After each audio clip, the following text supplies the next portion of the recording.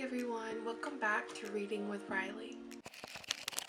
So today I'm going to be doing a book review of Home Before Dark by Riley Sager. If you haven't read the book, I'm going to have the book synopsis in the description so that can catch you up a little bit, but I do want to warn you there will be spoilers in this, so if you haven't read it and you care about spoilers, definitely come back and watch this video after you've read it. So starting off, this book was a very fast read for me.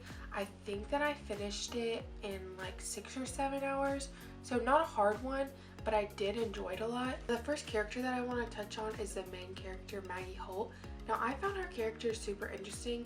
You don't really know a lot about her at the beginning, and you kind of learn as the book goes about her character now and then her character when she was 5 living at Baneberry Hall the first time. So one of the characteristics of Maggie that we learned from the beginning is she holds a lot of resentment towards her parents for the lies that they told her whole life, because they don't really talk about her father's book and what really happened when they lived at Baneberry Hall. And that was something that was a little bit difficult for me to understand in the beginning. I didn't really understand why she was so upset with them. She talks a lot about how she doesn't understand like why her father would lie about what happened in the book, because from the beginning she's very clear that she does not believe that there was a haunting at Baneberry Hall. She thinks that her father made everything up, and so that was something that was just a little bit hard to grasp. I couldn't really understand why she was so upset about it, because personally, if my father wrote a book and it was fiction and I knew that none of it happened, I would be like, okay, get your bag, I guess. But she was really upset about it. But that was something by the end of the book you kind of like understood a little bit more after like hearing her story and like seeing all of it unravel. By the end I was like, okay, that makes sense why she was so upset. But just at the beginning I was just like, why is she so mad? The final character that I want to talk about is Marta Carter. Her story in this book was one of the biggest plot twists that I've read in years, and I audibly gasped out loud during the final chapters. When it's revealed that she was the one that was haunting Baneberry Hall and had committed all the crimes, I genuinely could not believe it. Up until the final chapters, she was really only mentioned in I think 1 or 2 chapters throughout the book, so she really didn't have a lot of screen time.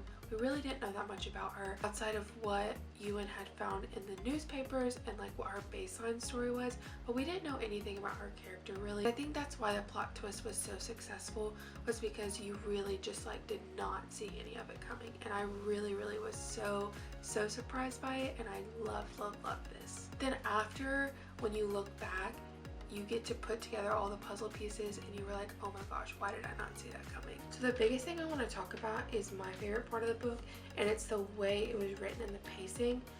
Every other chapter jumps back and forth between present time and then a chapter of Maggie's father's book that she read, and I love this.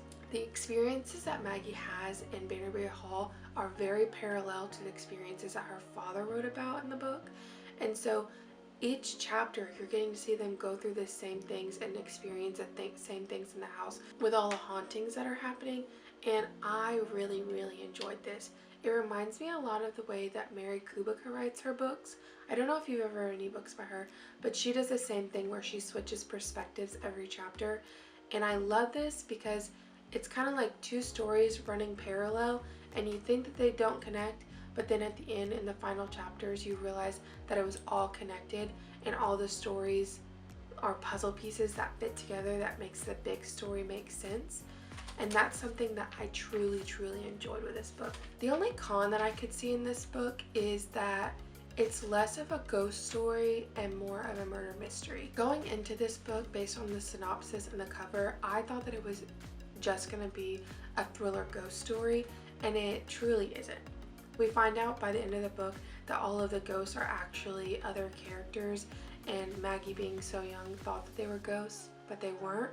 And so I personally liked that because I love a murder mystery. But if you're going to this wanting it to be an actual ghost story, that might be a little bit disappointing. Final review of the book, I give it 5 stars. I truly did enjoy this book, and it really did hook me from the beginning. Sometimes I do have trouble getting into a book and actually being interested in the story, and it takes me a couple chapters to get into it, but I really, from the first chapter, was so interested in the story and really wanted to get through it as fast as I could. If you liked this video, please like and subscribe. In the description along with the synopsis, I'm going to have my Goodreads linked, and just follow me on there if you want to keep up with the current books that I'm reading, read any of my reviews, and maybe see some books that are going to be featured on my channel later. But yeah, so thank you so much for watching. Have a good day.